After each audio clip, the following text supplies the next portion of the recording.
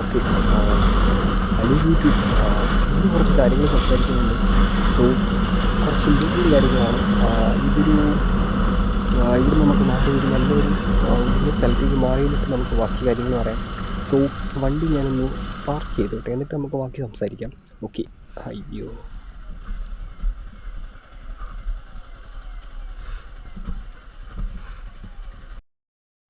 Welcome back to travel foodie. എല്ലാവർക്കും പുതിയൊരു വീഡിയോയിലേക്ക് സ്വാഗതം. സോ ഇന്ന് എൻ്റെ കയ്യിലുള്ളത് R15 V3S ആണ്. ഓക്കെ. ഇന്ന് നമ്മളൊരു ബൈക്കിൻ്റെ റിവ്യൂ അല്ല, ഇന്ന് നമ്മളൊരു ഇമ്പോർട്ടൻറ്റ് കാര്യം സംസാരിക്കാൻ പോകാം. ഓക്കെ. കുറച്ച് ഇമ്പോർട്ടൻ്റ് ആണ്, വലുതായിട്ടൊന്നും പറയില്ല, ജസ്റ്റ് സിമ്പിളായിട്ടൊരു കാര്യം പറയണം, അത്രയേ ഉള്ളൂ. ഓക്കെ. ഇപ്പോൾ ബൈക്ക് എനിക്ക് പെട്ടെന്ന് കൊടുക്കേണ്ടതുണ്ട്, സോ ഞാൻ ഫാസ്റ്റായിട്ടായിരിക്കും സംസാരിക്കുന്നത്.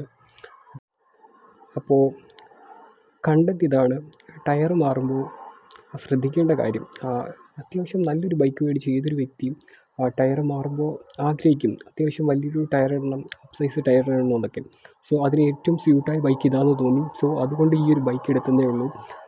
അല്ലാതെ ഒന്നുമില്ല, അതിന് ആപ്റ്റായിട്ടുള്ള ബൈക്ക് ഇതാണ്, അതാണ് അതിൻ്റെ സത്യം. ഓക്കെ. അപ്പം നമുക്ക് നോക്കാം. ഈ ഒരു ബൈക്കിൻ്റെ ടയർ ഏകദേശം 190 വരുന്നുണ്ട്. ഓക്കെ, ഏകദേശം 190 വരുന്നുണ്ട് ഈ ഒരു ടയർ. അപ്പോൾ ഈ ഒരു 190 ഈ ഒരു ബൈക്കിന് സ്യൂട്ട് ആവുന്നുണ്ടോ, അല്ലെങ്കിൽ ഈ ഒരു ബൈക്കിന് ഇത് ആപ്റ്റാണോ, കോർണറിങ് കേപ്പബിലിറ്റി കൂടുമോ, അല്ലെങ്കിൽ ഗ്രിപ്പ് ഇമ്പ്രൂവ് ആവുമോ, അങ്ങനെ എന്തെങ്കിലും ഉണ്ടോ, അതിനെപ്പറ്റിയാണ് ഈ ഒരു വീഡിയോയിൽ സംസാരിക്കുന്നത്. സോ കുഞ്ഞു വീഡിയോ ആയിരിക്കും, പെട്ടെന്ന് പറഞ്ഞു തീർക്കണം, ബൈക്ക് ഉടനെ കൊടുക്കേണ്ടതുണ്ട്. സോ നമുക്ക് നോക്കാം. അപ്പോൾ അതൊക്കെ അറിയുന്നതിന് മുമ്പ് നിങ്ങൾ ആദ്യം ബൈക്കിൽ എന്തുകൊണ്ട് ഈ ഒരു റബ്ബർ യൂസ് ചെയ്യുന്നതെന്ന് ആദ്യം അറിയണം. അപ്പോൾ ഈ റബ്ബർ യൂസ് ചെയ്യുന്നത് എന്തിനാണെന്ന് അറിഞ്ഞു കഴിഞ്ഞാൽ പിന്നെ നമുക്ക് അങ്ങോട്ട് ചിന്തിക്കാവുന്നതേ ഉള്ളൂ ബാക്കി കാര്യങ്ങളെല്ലാം. പ്യുവർ ഫിസിക്സ് ആണ്, വേറെ ഒന്നും തന്നെ ഇല്ല. സോ ഞാൻ സിമ്പിളായിട്ടൊന്ന് പറയാം. അപ്പം നോക്കാം, ടയറുകളിൽ എന്തിന് റബ്ബർ എന്ന് പറയുന്നൊരു മെറ്റീരിയൽ ഏറ്റവും അവസാനം യൂസ് ചെയ്യുന്നു എന്നതിനെക്കുറിച്ചാണ് ഇപ്പം നോക്കാൻ പോകുന്നത്. സോ നമുക്ക് നോക്കാം. അപ്പോൾ ഈ റബ്ബർ എന്ന് പറയുന്ന ഒരു സാധനം ഫിസിക്സ് പ്രകാരം ഫ്രിക്ഷൻ ഒരുപാട് കൂടുതലാണ്. അപ്പോൾ ഒരുപാട് കൂടുതലാകുമ്പോൾ തന്നെയും അത്രയും ഗ്രിപ്പ് കിട്ടും. സോ നിങ്ങൾ ട്രാക്ക് ടയറിലൊക്കെ കണ്ടിട്ടുണ്ടായിരിക്കും, വലിയ ഒരു അച്ച് പോലത്തുള്ള ആ ഒരു എന്താ പാറ്റേൺ അതിൽ കാണില്ല, കാരണം അവിടെ ഗ്രിപ്പ് കൂടുതലായിരിക്കും. ഉദാഹരണത്തിന് നിങ്ങൾ റേഡിയൽ ടയറുകളിൽ ശ്രദ്ധിച്ചിട്ടുണ്ടാകും, ഈ ഒരു പോർഷനിൽ നിങ്ങൾ കണ്ടിട്ടുണ്ടാകും ഭയങ്കര ഫ്ലിംസി ആയിരിക്കും, ആ ഒരു ഭാഗത്ത് ആ ഒരു മെറ്റീരിയൽ കാണില്ല. കാരണം വണ്ടി കോർണർ ചെയ്യുന്ന സമയത്ത് അല്ലെങ്കിൽ നല്ല രീതിയിൽ ക്ലീൻ ചെയ്ത് പോകുന്ന സമയത്ത് ആ ഒരു ഭാഗത്തേക്ക് ടയറിൻ്റെ ആ ഒരു പോർഷൻ പോകുന്നതായിട്ട് നമുക്ക് കാണാൻ പറ്റും. അതിന് വേണ്ടിയിട്ടാണ് റേഡിയൽ ടയറുകളിൽ അങ്ങനെ കാണപ്പെടുന്നത്. ഓക്കെ.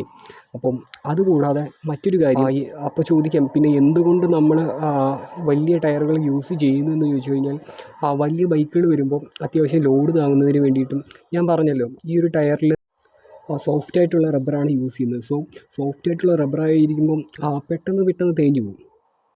ആ ഒരു തേയ്മാനം കുറയ്ക്കുന്നതിന് വേണ്ടിയിട്ടാണ് ഈ ഒരു വലിയ ടയർ യൂസ് ചെയ്യുന്നത്.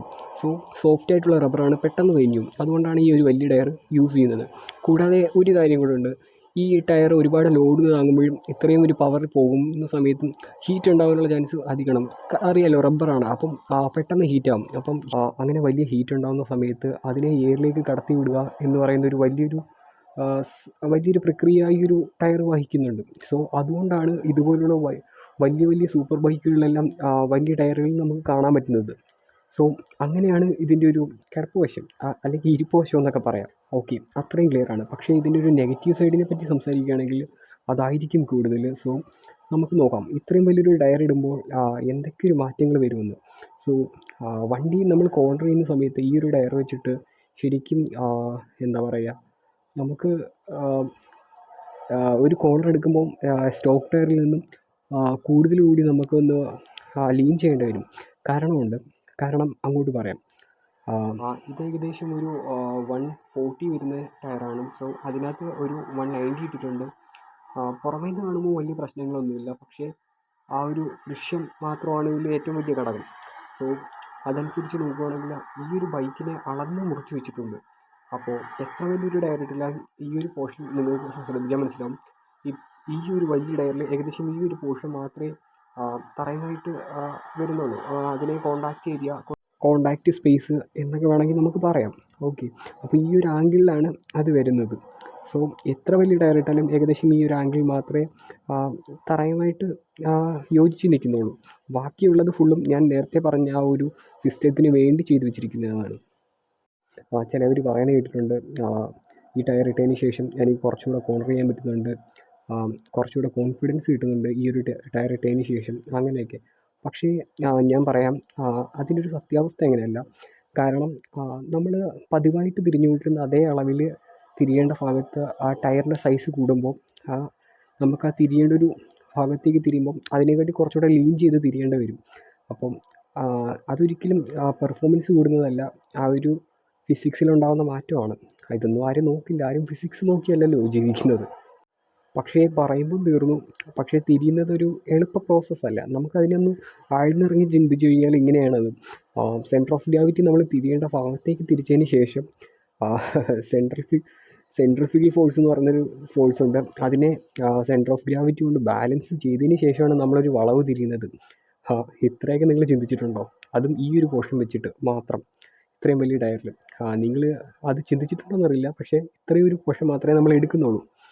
അപ്പോൾ അങ്ങനെയാണ് ഒരു കോർണർ നമ്മൾ അപ്രോച്ച് ചെയ്യുന്നത് എപ്പോഴും. ഞാൻ പറഞ്ഞു വന്നത് ഇത്രയേ ഉള്ളൂ.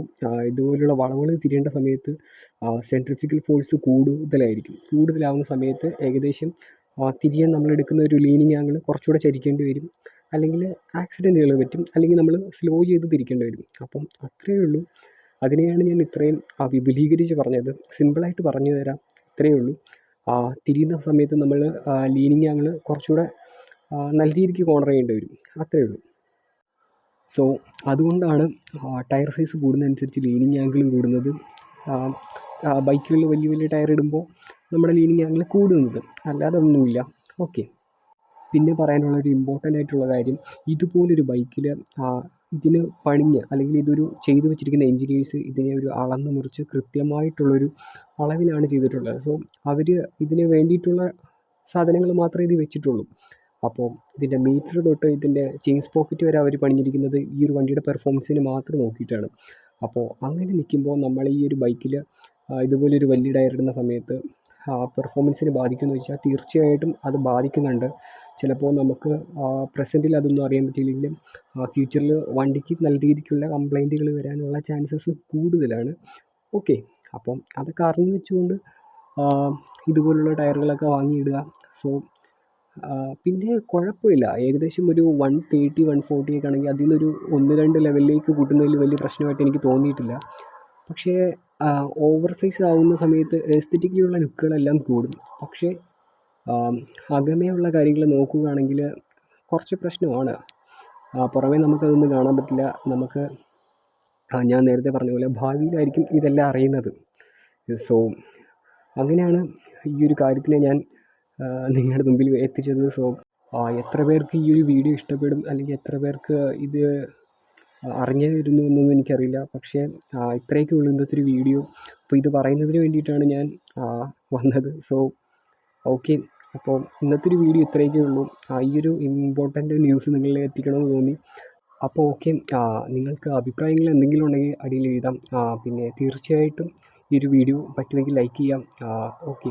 പിന്നെ അതുകൂടാതെ ഒരു കാര്യമുണ്ട്, ഈ ഒരു ബൈക്ക് തന്ന് സഹായിച്ച ബ്രോയ്ക്ക് വളരെയധികം നന്ദി. ഓക്കെ. അപ്പോൾ ഇന്നത്തെ വീഡിയോ ഇത്രയൊക്കെ ഉള്ളൂ. ട്രാവൽ ഫോർഡി സൈനിങ് ഓഫ്. ബൈ.